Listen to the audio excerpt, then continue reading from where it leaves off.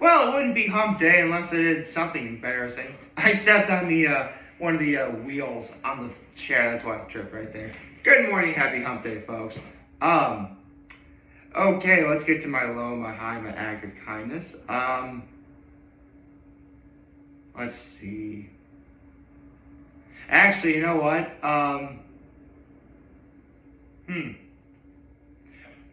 What would constitute as my low? Nothing really bad happened.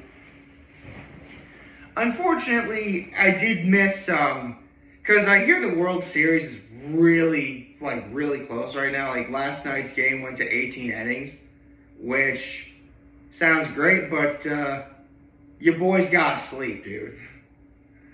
I mean, listen, the Yankees aren't in, so why should I care? You know?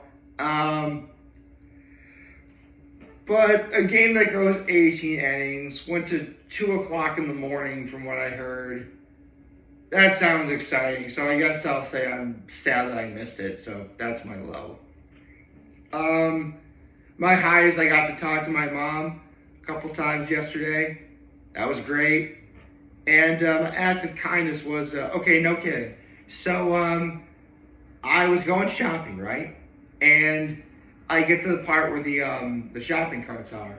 There was these two older ladies who were like trying to pry apart the shopping carts because sometimes they're just like stuck together. So I pried apart both shopping carts for them, and they were each able to get a shopping cart. Isn't it nice to be a big, strong man who can do things for kind old ladies? Oh, trust me, you'd be surprised how often like I'll be in something like Walmart and some woman be like, "Excuse me, can you please reach out?" So I just like, here you go. That literally happens. And I actually gotta say, it does make me feel pretty good when I do that. It's actually really awesome. So, speaking of really awesome, Chuggaaconroy playing Kingdom Hearts. I think this is episode 5 I'm doing now, which is crazy. So last time last time I did this video, Chuggaaconroy literally ended his previous video with the scene where we're introduced to Oogie Boogie saying what his plan is to take the heart that Dr. Finkelstein and Jack Skellington made for the Heartless. Okay, so naturally, whenever you run into the main boss of a world in Kingdom Hearts, your instinct would be immediately to go fight it. In this case, after you defeat Oogie Boogie inside his like torture chamber, which is like a game room kind of, like for whatever reason, he becomes one with his manor. So it's like a giant building that you fight, and you have to destroy these 7 dark orbs, and that's how you defeat Oogie Boogie. So you start the fight literally entering where the manor would be, and you jump down to, work your way up, right? You can actually leave the fight. You can just leave the fight and walk back in. I did not know this. Frankly, I don't know why you would, but you do. Which actually is kind of funny. Again, it wouldn't occur to me to do any of those things because, I mean, the boss is right there. Like, why would I leave? I have to stop the boss to save the day. That's what you do. But yeah, you got the Pumpkinhead Keyblade, which is essentially a jack-o'-lantern that Jack gave him, which is actually really cool. Actually, maybe skipping ahead here, but between Halloween Town and Atlantica, which I'll get into momentarily, Chuggaaconroy finished 100 Acre Wood. yeah, he got everything in 100 Acre Wood, which is really cool. And you know what? I gotta say, one really cool thing about Chuggaaconroy doing this LP, and it's something I've already talked about, is I'm seeing, I mean, listen, I can pretty much recite all the dialogue by heart. That's how well I know this game. But to hear it again, like, there's a certain warmth to it. And you really feel that warmth when, funny enough, you hear Jim Cummings being the voice of Winnie the Pooh. I mean, he's still the voice of Winnie the Pooh, but you know what I mean. Just to hear that stuff, just to hear that again. I mean, for those who don't know, Jim Cummings has actually called local children's hospitals and talked in like the voices of the characters. Like he'll talk as Winnie the Pooh, he'll talk as Tigger, he'll talk as Darkwing Duck, like you name it. Like any voice he does, he'll say it over the phone. And like that cheers up sick little kids. Like, I mean, it doesn't take a genius to figure out that that's incredible. And again, there's always a certain warmth when you hear that, which you kind of need the warmth because after Chuggaaconroy completed one of the pages for the 100 Acre Wood, then he goes to Atlantica. Oh, do I have some memories about this one. Now, Chuggaaconroy repeats pretty much the entire time he's there that Atlantica is his least favorite world. And it's easy to see why. You can't do any of your summons. The controls are weird because you're swimming, you gotta go up and you gotta go down. And, you know, on top of all that, it's just, again, the controls are kind of bad and it kind of limits the stuff you do in that world. Me personally, though, my memories of Atlantica come with Ursula herself. Now, I've said this before. Before I became what people refer to as a level grinder, I was, you know, I wanted to see what happened. Like, I want to be whoever the boss was and see what happens next. And believe me when I tell you, I lost to Ursula a bunch of times. Like, a ridiculous amount of times. Like, no matter how hard I tried, I could never get close. And funny enough, the strategy that Chuggaaconroy uses, because you can actually use stop, your magic spell stop, on Ursula. I did that once. It did not help me. If you couldn't tell, stuff like this is why I became a level grab, because I never want to lose anything like that again. And to this day, whenever I play any RPG, that's been the mentality. I mean, I can play a Pokemon game I can play a ROM. I can play a Pokemon game on my computer, you know, a ROM obviously, and I level grind until nobody can beat me. And that's what I do for Kingdom Hearts, you know? Although I love that Chuggaaconroy says, this isn't the wall that stopped a bunch of us as kids. And she's done it by stop. That was actually really funny. So, yeah. Thank you, Chuggaaconroy, for healing my inner child who lost to Ursula a bunch of times. I mean, listen, after my first playthrough of Kingdom Hearts back in 2003, I never lost to Ursula again. Because I really was that focused on level grinding. Never lost again. No, didn't. I'd like to think I'm pretty proud about that. So after Atlantica, I mean, oh gosh. I just realized for sure he's going to have to go back to Atlantica for one thing, and I don't want to give away what it is. And I can't wait until, like, it's just, oh, I gotta go back there. That's actually going to be funny for me. So it goes back to Traverse Town after Atlantica finishes up the 100-acre wood, as I said earlier. Because, okay, the 5 torn pages are in Agrabah, Monstro, Atlantica, Halloween Town, and if you get like a certain number of puppies out of the 99 puppies you gotta get, that's your last page. So Chuggaaconroy was able to finish 100-acre wood. And on the one hand, I do kind of remember why some people don't really look that fondly on the 100-acre wood, because it really is a world full of mini games that you gotta do.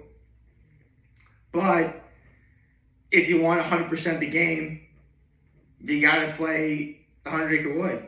Same thing with Atlantica too. Oh yeah, Atlantica is 100% optional. You don't need to do it. Technically, you don't even need to go to Halloween Town either. But again, if you want 100% the game, you gotta go to those places. And seeing these mini games again for sure, I'm like, okay, now I remember what these were. All right.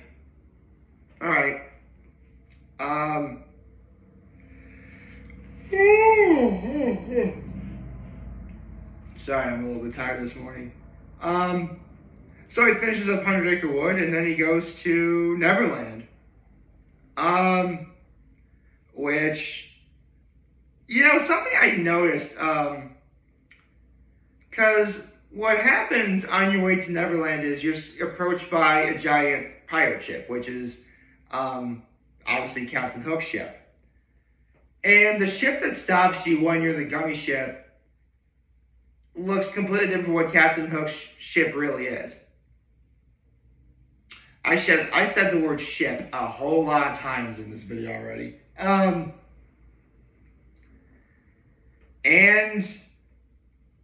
I like whenever Chuggaaconroy talks about his previous experiences with Disney movies. How he says that Peter Pan, which obviously is the world that Neverland is based on, is good.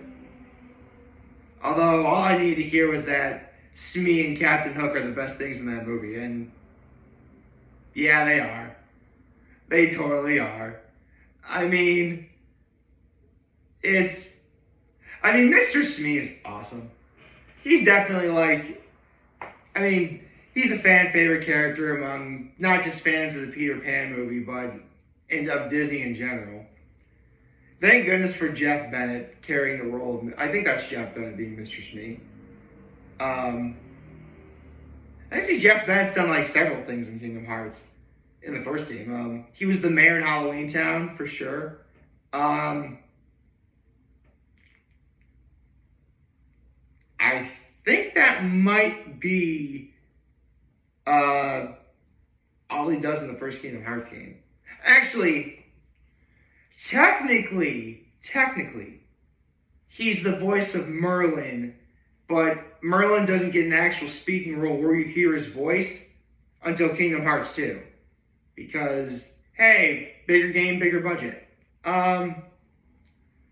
But yeah, unless I'm mistaken, the mayor of Halloween Town and Mr. Smee are the only voices that Jeff Bennett does in the first Kingdom Hearts game. I think it's Corey Burton, who's the voice of Captain Hook. Hold on, let me look this up. I know Pat Carroll returned to be Ursula in the first Kingdom Hearts game. Rest in power, Pat Carroll. Yeah, she passed away a few years ago. She was like 89 years old, I think. Let me look at Pat Carroll first. Oh, I'm wrong. Pat Carroll was 95 when she passed away. Holy cow. Actually, I love that Chuggaaconroy mentioned that his favorite role that Pat Carroll ever did was being the grandma in A Garfield Christmas. Not a lot of people know that. Not a lot of people... Actually, it was Doug Walker that brought that up after Pat Carroll died. When he mentioned that after Pat Carroll died, she was the grandma in A Garfield Christmas, which technically she now joins Lorenzo Music in that cast. If you don't know, Lorenzo Music was the original voice for Garfield. Anyway, so let's see. Captain Hook, Kingdom Hearts. Let's see. Pretty sure he's voiced by. Actually, no, he's voiced by. Oh yeah, he is voiced by Corey Burton. Cool. I was right. Actually, how old is Corey Burton? He's gotta be like in his 60s. Oh. Huh.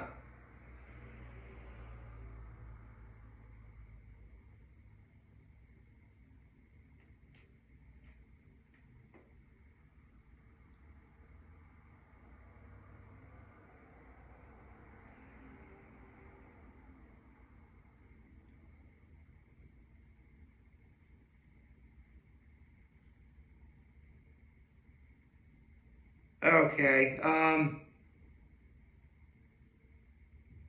All right. Well, he's known for doing. Well, Jeff Bennett's known for doing other characters in the Kingdom Hearts series, but that'd be spoilers for the other games. And if you played Kingdom Hearts, you know that Neverland is when Riku really is starting to show who his true colors are. And Chuggaaconroy mentioned that Kingdom Hearts can be an allegory for, close friends drifting apart due to, major things happening in their lives. Which it is. But, I mean, yeah. Riku even said, while you were off goofing around, I finally found Kairi. Which, I mean, even to this day, I'll never forget how when Riku says he controls the Heartless, like one line that always sticks out to me is when Sora says, "You're stupid," which I can't lie. I mean, virtually anyone who's ever actually tried to control the Heartless up to this point in the series, with the exception of Maleficent, it hasn't ended well. I mean, the Heartless were attracted to Clayton in Deep Jungle, so that's why the Heartless wound up, well, technically collapsing on top of him. Jafar was being taken over by the Heartless whether he realized it or not. Ursula definitely managed some control, but definitely was more hubris that led to her defeat. And Oogie Boogie, yeah, don't eat an experimental heart that's for the Heartless, I suppose. Honestly, I think Oogie's manner being a boss, I will admit, it does kind of sound a bit far-fetched in terms of, that it happens. If that makes sense, that's a boss. I think the creators of Kingdom Hearts wanted to do something pretty big for Halloween Town, but they can't just end it with Oogie Boogie. I mean, it makes sense. I mean, you fight Ursula in her lair in Atlantica, and then you fight giant Ursula after she has the trident. So, yeah, you gotta go bigger for the final boss of that world. Which makes it a real shame because, given what I know happens in Neverland, well, I don't want to give too much away. But, yeah, anyone who's ever controlled the Heartless, it doesn't end well for him. Now Riku controls the Heartless, which I know what happens. But again, that would require giving away spoilers, and I want to do that. So, I'll just simply say it's awesome reliving some of these memories.